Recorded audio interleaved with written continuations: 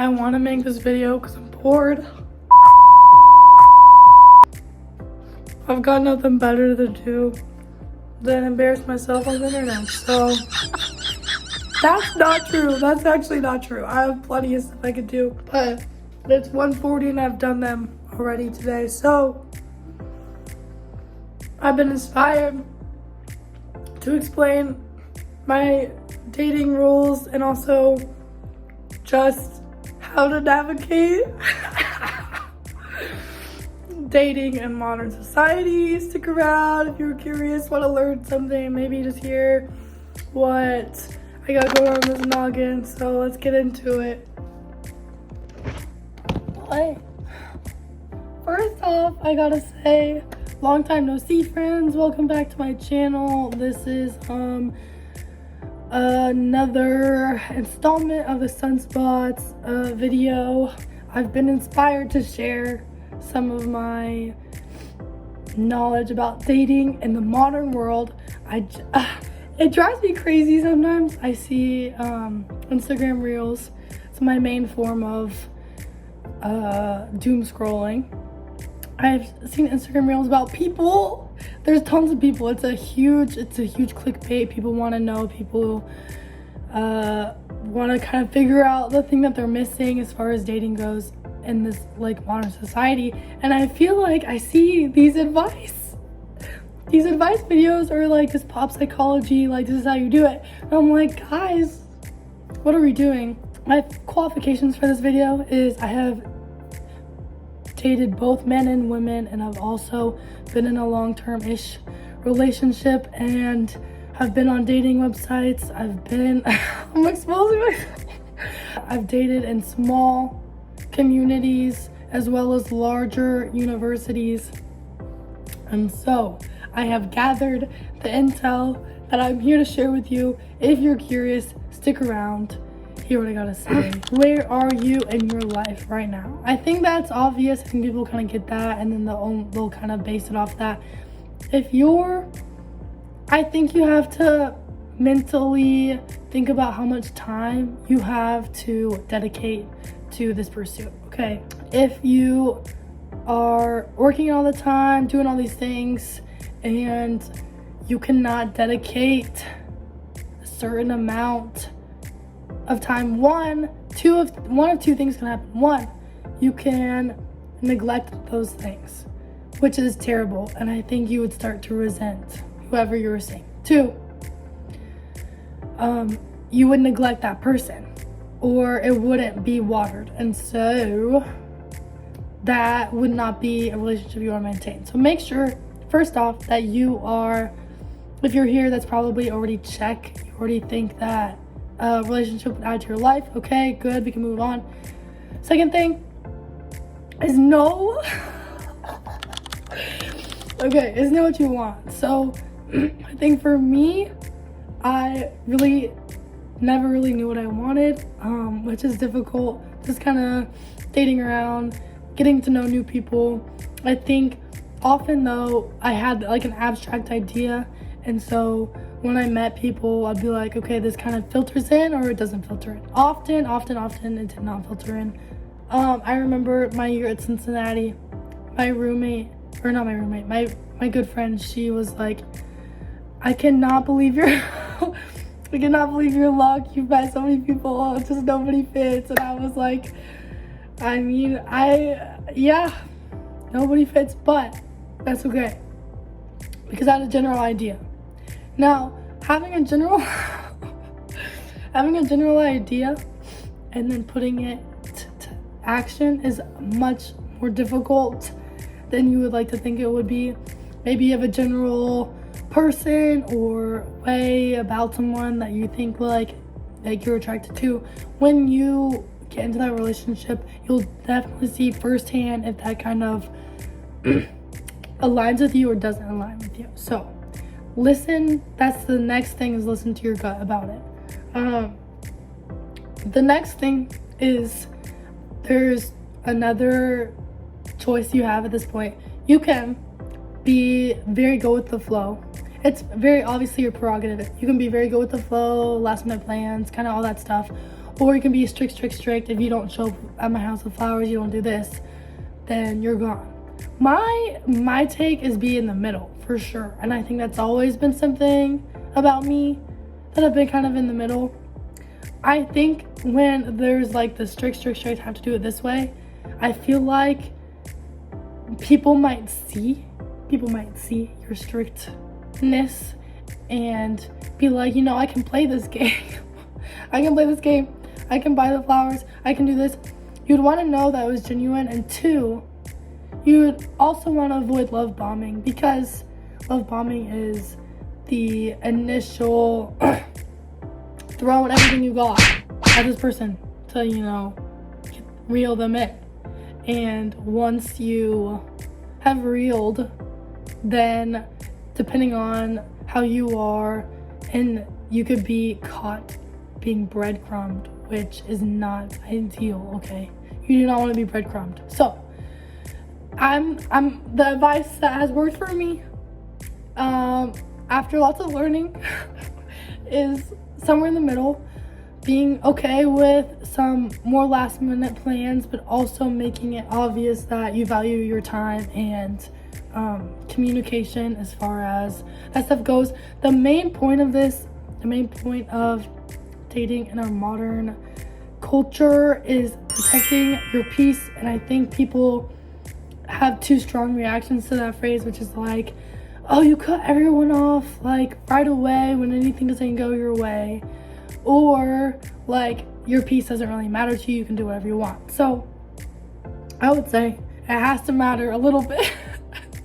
You have things to do, you have people to see, you have places to go, you have sports to do, you have class. Like, your peace cannot be disheveled. Your room cannot be messy. You cannot forget about your assignments, okay?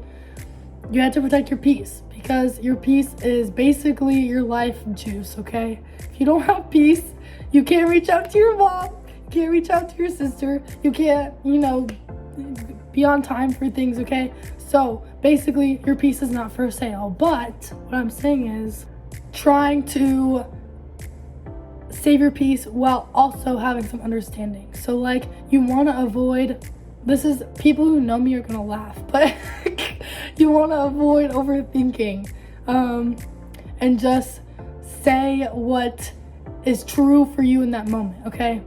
So that's really important, is being true to what you think. If like someone falling through on plans hurts your peace a lot, like, do what you gotta do.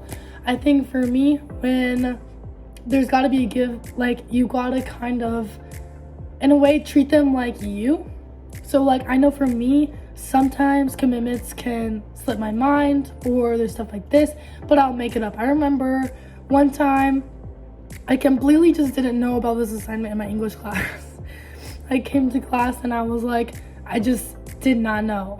And I remember I talked to my professor and I was like, I'm like, have no idea how this slipped. Like, I swear, like, I went and looked, and she knows me. She knows that I'm usually on time. I turn my stuff in, and I'm very diligent about the stuff I do turn in. And so she allowed me to turn it in later, and it was, all good. So instead of kind of being like this really hard and fast, like, too bad, you got to think about treating them as yourself. So if you're like, that would never happen to me, I would never let anyone down, never miss a commitment, you're probably in your right to be like, you can't do that with me. But if you appreciate or understand what is going on, then you can be less strict about those rules. The next thing I wanted to talk about was understanding the dynamics. Dynamics play a huge role in our interpersonal relationships with people. So it can be family relationships, teammates, coaches, teachers, friends, whoever. They're also play a big part in relationships. So a lot of times dynamics form based on who cares, how the energy is passed between the two people. That's something I was not aware of, or what I wanted. And I remember I think it was in some of my early stages of dating, and even like in my more long-term relationship is like I didn't know how, like, necessarily what dynamic I was looking for, and also how the dynamic that naturally kind of came about was impacting me in positive or negative ways. Okay, so going in to a relationship, think about the dynamic. So what does that mean? That means that you have to control, okay, there's two sides of a relationship, right? There's you and then there's the other person. You cannot control this person at all. You can't control how much they communicate with you. You can't control how much they love you. You can't control how much they show up, okay? You can't do any of that. What you can control is you. You can control you. Okay, what does that mean? That means you can control your peace. You can control how you are showing up for you in your day to day. So I think it's super easy. At least I've noticed this with my friends throughout my time in high school, and also just kind of noticing, and also with myself as well, how you can kind of get stuck down this wormhole thinking that you can kind of control this other person by how you act, and that does not work. So in modern dating, how does this look? It looks like, well, I really like this guy. He's not communicating with me. I'm confused. Let me